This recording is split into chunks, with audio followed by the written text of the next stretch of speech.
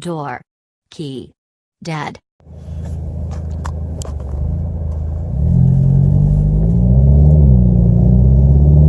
Today's video is going to be a little bit different. I had a situation that was just as much my fault as it was the situation's fault.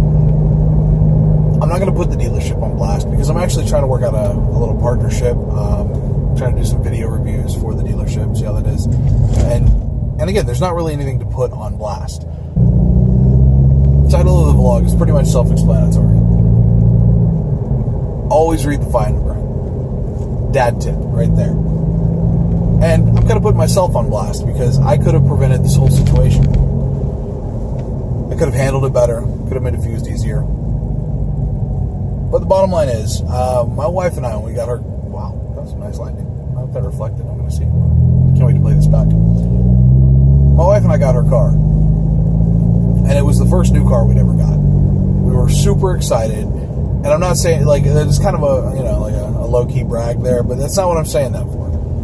And the only reason we got a new car, we were looking at some older, like, we're looking at used versions of the same car, but because of the financing incentives and everything else, it worked out to be a better deal to get the new car than it was to get the exact same options in a 2015. We knew what we needed for the family. We ended up with the 2016 Mitsubishi Outlander because we got 3 kids. We needed third row, we needed the room, but we needed to handle like a car and get better than the 16 miles to the gallon that our old SUV was getting and our van was getting.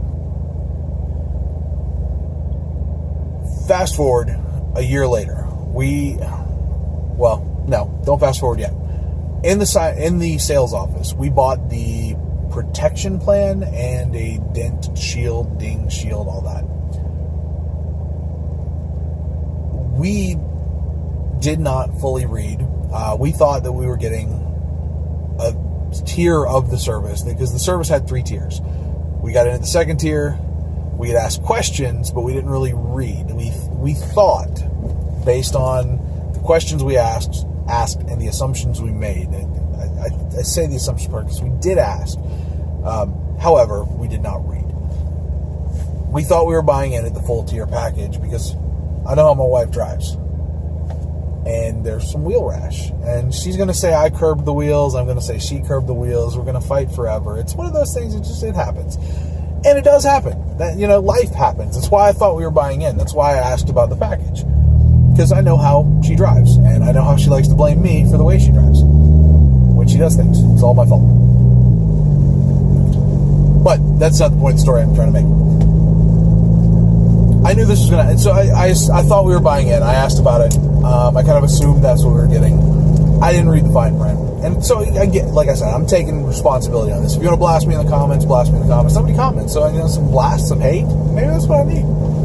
Shut up. I don't care. Bad press is good press? I don't know. Anyway, point is, I thought we were buying into that. We did buy a package. Well, we bought 2 packages.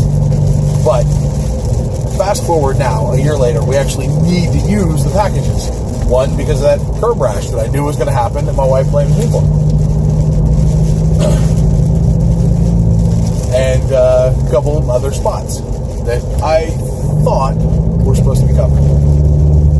We had an issue. I was getting mad. I was fuming. Like I said, I'm not putting anyone on blast. The dealership, not every person is representative of a company. And I get that. And like I said, if I had read instead of just going off of what I was told, I could have avoided this situation. So we need it. I was fuming. I went in. I was mad. I was frustrated. And I went in and I sat down. I talked to the people out there. That's where I'm driving. I went to the dealership. I was like, listen, we got to get this cleared up. The service people didn't know what I was talking about. I'm like, no, I swear I bought this. I talked to them. I bought this. So I went in. I talked to the salespeople, the finance guys. Got the bumps there.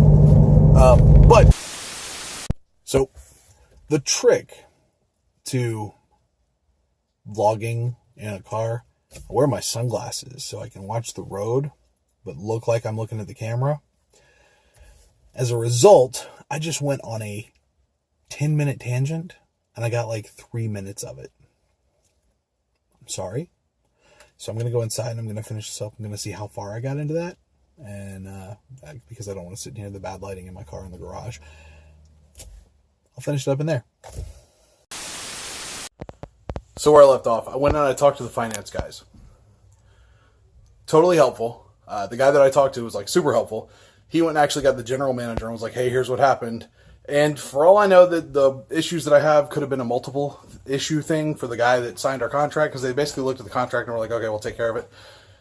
Knowing that the fine print was a little off, I basically told them the story. There was no questioning. They were good. They helped me out. So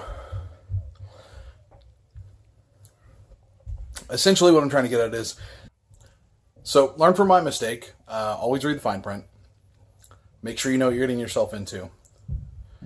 And if something doesn't go your way, and whether it's your fault fine print, whether it's the person that you were dealing with's problem that you've messed up the fine print, even if there's no fine print involved, I wanted to go in there like the Incredible Hulk, raging mad. That was the level I was at after spending all day on the phone trying to get this squared away today.